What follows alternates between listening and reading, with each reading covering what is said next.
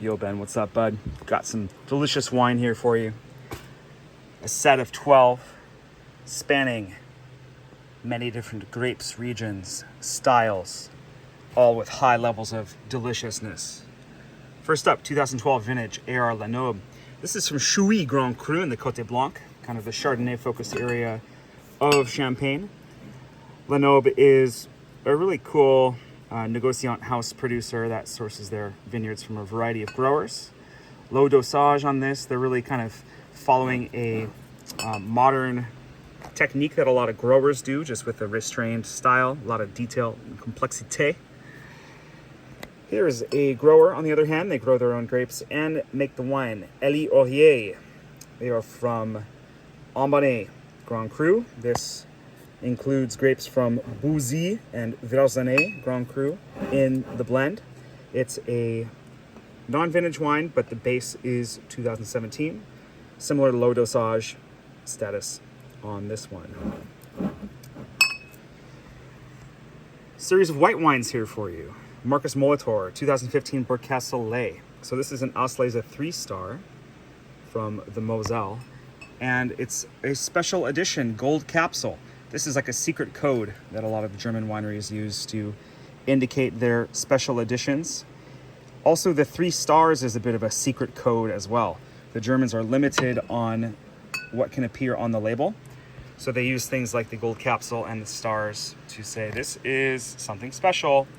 Auslese, indicating that the grapes were harvested with a high amount of sugar in the grape juice itself, which often results in a sweet style. So this will be great as a pairing with maybe some rich foods, like if you're, I don't know if you're doing foie gras at home, but any of those kind of richer foods, or even a light fruit dessert course could be really nice.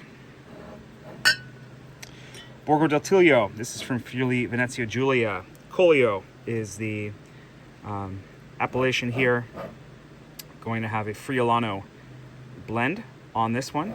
Kind of a super modern corner of Italy. Really lovely details on that. I was going to say chrome, but that foil label. And this will be crisp, mineral forward, even a bit smoky. Really nice white wine. Chardonnay here from Burgundy. This is Louis Jadot from their Domaine Gagey property. Beaune Grèves is a Premier Cru Block from Le Clos Blanc, sort of the section of the vineyard. And 2018, going to be a delicious white Burgundy. I'd say you can drink this now, anytime for the next 5 years. Could continue to develop nicely in the cellar. Into more wines of the red persuasion. Tout Près by Farr. This is Australian from Geelong in Victoria.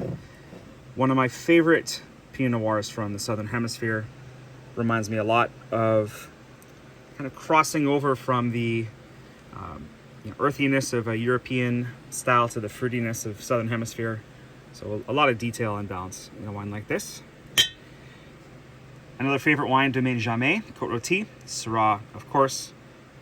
This one, made by Corinne, Jean-Paul, and Loïc. Basically, Jamet is the #1 name, in my opinion, in the world of modern Côte-Rôtie. Producer from Mexico here, Adobe Guadalupe. This is their Rafael. It's a red blend of Nebbiolo and Cabernet Sauvignon from the Baja Peninsula, Baja California. Kind of northern Baja is where Guadalupe is found, so not too far over the border, but a great example of what high quality wines coming out of Mexico are doing. Traditional side of things here, Rioja Alta. This is their Grand Reserva 904 special selection, Tempranillo based wine from northern Spain and La Rioja. It's released from the winery with a nice amount of age, but can continue to develop in your cellar for the next 10 or 15 years with no problem, but in a great junior drinking window at this point. We were in northern Italy a little bit earlier talking about this Tiglio. Here's the Rubio from L'Arco. This is Veneto, so not as far north as Friuli, This is just outside of Venice, near Lake Garda. L'Arco does Corvina-based blends that are full of power, mystery, and intrigue. A little bit of alcohol in there too. I would do this with baby back ribs, some sort of barbecuing in your summer months ahead. Italy as well here. Fontanafredda. This is a 2007 vintage Barolo Reserva. Really in a spot that I think is good to open now or anytime in the next year or two, just to show off its total potential of complexity. Barolo, of course, based on the Nebbiolo grape variety. Fontanafredda.